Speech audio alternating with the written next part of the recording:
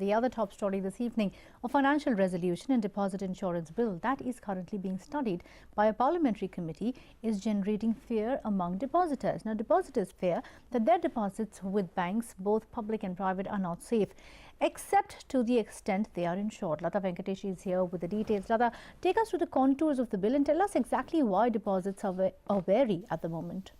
Well, the bill actually is at the moment in Parliament, has been assigned to a parliamentary committee. It's called the Financial Resolution and Deposit Insurance Bill. The parliamentary committee is due to submit it probably in the winter session, and maybe in the winter session itself it will be taken up, or maybe in the next session. But basically, what does it do? As the the FSLRC committee had recommended, it is going to set up a resolution corporation which will swing into action when a bank or a financial institution fails, when there is a run on a bank or on an insurance. And what is the provision that everybody is worried about? This word called bail-in. That, normally you bail out when a bank is in trouble, the government or the taxpayers' money is put in.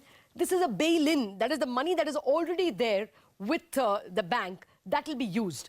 Now, what is the order of priority? They will use first, of course, the AT1 bonds, what you call additional tier 1 bonds, the subordinated bonds. All those guys who issue those bonds will be told, wait, we can't pay, this bank is in trouble, we are not going to pay you.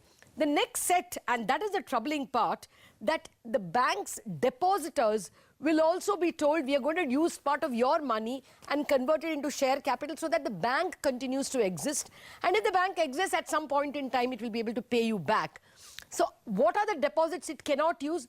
Those that are insured. Even today, 1 lakh of our deposits, each individual, not account, You may have many accounts in a bank, but one person gets only 1 lakh insured, and that money will be safe.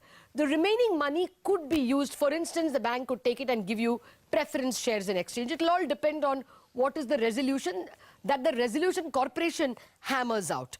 So what is safe? Deposits which are insured, obligations to a counterparty, like for instance to a stock exchange, where the bank is acting as merely one of the banks arranging finance. Those it cannot touch. As well, say, employees' dues. Those are the things that are safe. Everything else can be used by the bank in trouble for capital, depending on the solution hammered out by the resolution corporation. Now, should depositors be worried? The point is, even today, only 1 lakh of deposits are insured. But what happened when private banks, forget public sector banks, that of course everything is underwritten by the government. For private banks, the government doesn't underwrite anything. But when Global Trust Bank failed, the Reserve Bank ensured that it will be merged with Oriental Bank of Commerce. United Western Bank got merged with IDBI Bank. Sangli Bank was in trouble, got merged with ICICI Bank. More lately, Bank of Rajasthan was asked to merge into ICICI Bank. So until now, the government and the Reserve Bank have never allowed depositors to suffer.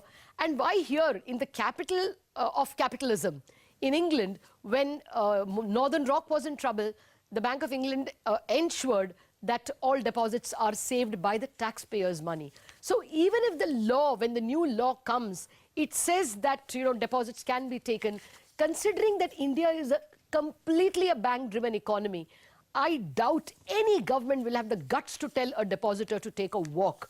I think this fear is a little exaggerated.